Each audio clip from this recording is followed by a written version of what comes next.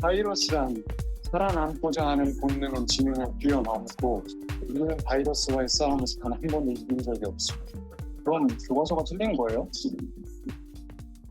틀렸어.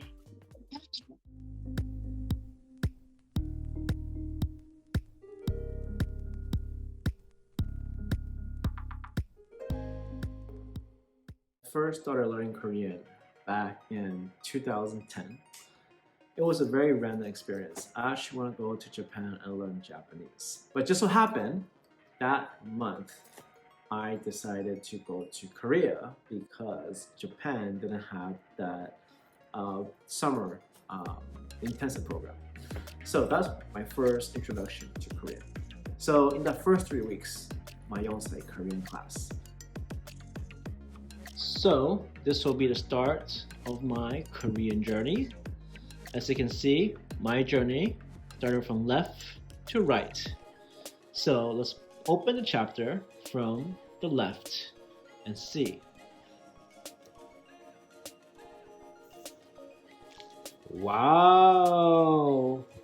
If you notice sticky notes, well, I got it on my birthday. So this is when I first started, 2010. It was very difficult, mainly because I am not able to understand what the teacher is saying. I started at level 1, so that means learning the alphabet from beginning to scratch. So the entire time, the teacher refused to speak in English or any other language except Korean. Literally for the first whole week, I had zero idea what she's talking about. So basically that 1 week or 20 hours, I had zero idea what she's talking about the entire time. I do not know what she wants in any way possible. So instead, things passed. In about a week and a half in, I started to understand her. When she started saying like, 따라하세요, I was like, whoa, I know what she wants me to do. I will do that. And then at that point, we were like, wow, that's what it's like to learn a language again as a baby. Because for babies, you don't teach them with vowels, anything. They just talk to them until they can, say the same thing back. So that was a very cool experience. And what actually made it even better was because I was in a Korean class, I was able for the first time meet people who are much younger than me at a similar level of class. So at the time, I think I was, forget how old I went. But anyways, so what I did notice there was a high school, or someone who just graduated from high school in the program as well. It was a very good incentive, great motivation, right? So we're learning Korean and she's there and her Korean is way better. I think she was level 5 or something, I'm a level 1. But anyways, it was a great experience but anyway, that's a story for another time. But the thing is, the motivation when learning languages and pretty people in front of you is a good incentive. So anyways, those 3 weeks passed by. I would say that in Yonsei's Korean teaching style was very academic and very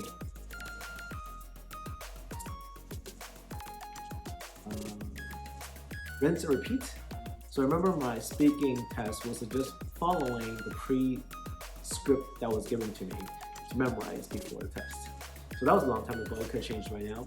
So that was one of the things how I started learning. But one thing I'm very grateful for Yonsei was because I was able to actually be good at my pronunciation compared to others. Because I started learning that language in Korea.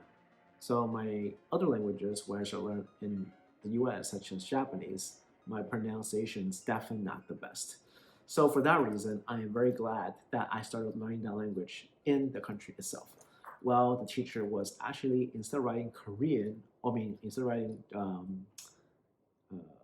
English, she wrote vowels, and then she tell all of us to pay attention to lips, her tongue, and everything else.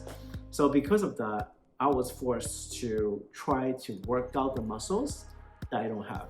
Like for example, there is like a D and a K and a G, D and a T sound. It's in between D and T, in between G and K, in between L and R. So those sounds are kind of very difficult because they don't exist in the English language. So because of that, it was really helpful for me. Now moving on. So what happened was I took a long break because I decided to go back to study Japanese because studying both at the same time is very confusing. So after I finished my Japanese study, I restarted my Korean studies, and that started at the community college at Santa Monica. So in that program, I definitely learned a lot in terms of grammars, etc.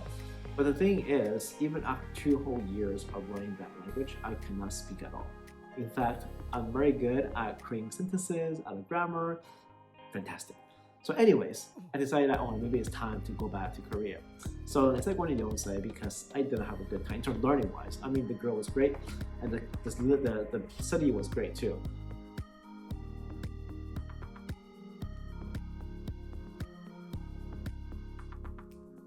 So this is the right order. Now, next, let's go. So this is what happened. So I took a 4-year break before I actually go back to Korea and learn Korean again. So overall, it was pretty good. I think overall it's a bit better from my perspective because they don't tell you all the answers. You gotta think on your feet. But at the same time, that was an area I realized I tested into level 3. And I believe that I was overly up. I should have been in level 2 instead because my foundation in the US system was very weak.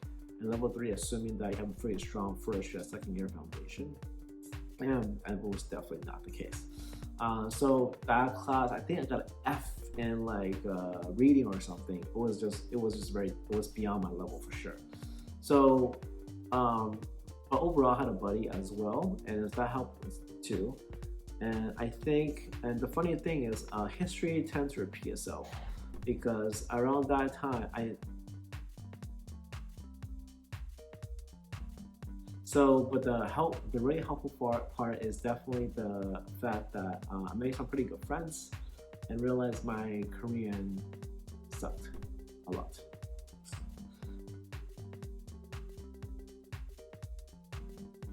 Next, I took a 2-year break and went back to learn Korean again.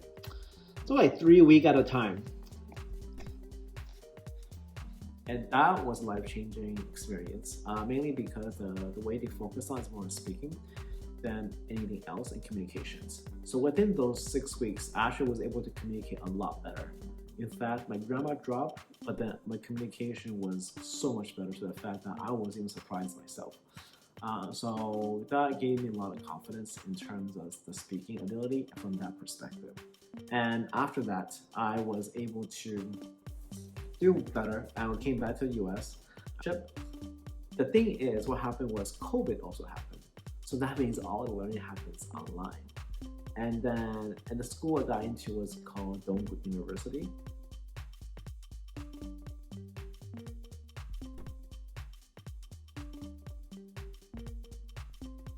I actually, you can see the shoddy folder, not as good as the other things. This school needs to spend more effort on the quality of things that they give us. So you can see here, in my last level, I finally finished in 2021. So in a way, although the total time spent was about maybe 3.5 years, it actually took over 10 years. And I hope I'll be done soon.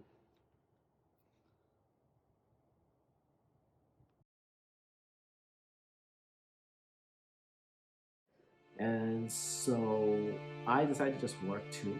So in the end, I decided to work full-time and go to school full-time. So basically my schedule becomes work, class, homework, sleep, because homework every day. Work, class, homework, sleep for about 5.5 days a week. So I got 1.5 days of free time. So from that perspective, I really don't have a life. If I have finals and midterms, I will basically have half a day a week of free time because the fact that I would spend a whole day studying when I return semifinal. The funny thing is, when I first did it, I got tested into level 2, which I believe was really well needed because which is basically back to beginner level actually.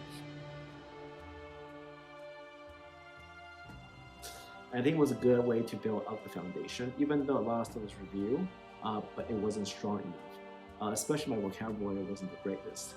So from that perspective, I was able to move through that process very well. And then for the entire year, it was rough, very, very rough. But then after every semester or every quarter, I will talk to my friends, especially my friends from Korea. And then every single time they'll be like so surprised, and what? How did your Korean improve so much in just a short amount of time?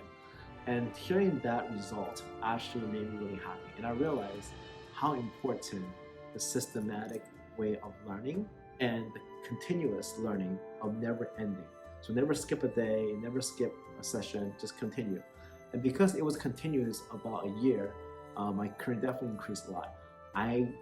I think my stress level also increased a lot. I don't know how much I can do it that much longer because, all right, so but luckily it was COVID, nothing else to do, learning was the best thing to do, right? So after I finished level 5, I was able to learn, listen to Korean news at the same time. But this now, it has been a while and has been decreased for a while. So I would say that was definitely good. And then, of course, when now to ensure that I don't lose my Koreanness, I decided to create a Korean language meetup. And that actually allows us to get together and practice. But most of the people just want to hang out and do stuff too. So it was always pretty good for the most part. I think in the last, because of that session, meetup itself, I was introduced to a Korean ministry as well, so I was able to start going there with it all in Korean. In fact, I was pretty surprised myself that I was able to go through the entire thing in Korean. In the beginning, I do feel a lot of hardships, but now I think once I get used to it, I think it's fine.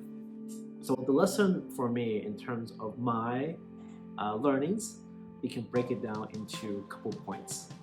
First, the immersion is very important, I think. The school you pick is also very important, like Sogon versus Korea versus Yonsei University. And don't go after the main brands and go after the one that fits your style the best. I would say that probably gives you the best increase in skill set. So in other words, don't chase status. Second thing is that the continuousness of never ceasing commitment. Even though the improvement might be small and you're struggling, but you're inside looking out. Out looking in is always very different. Always have an unbiased perspective, someone else telling you what's going on, in order to feel like, hey, you are doing completely great. So you want to do it because for the sake of it, and not for how useful it is. With that mentality, you're able to pick up things and learn things a lot quicker and more motivated than trying to get some sort of outcome from it. So that's my Korean journey now, and I think it will still continue, and I hope it will not be fruitless going forward.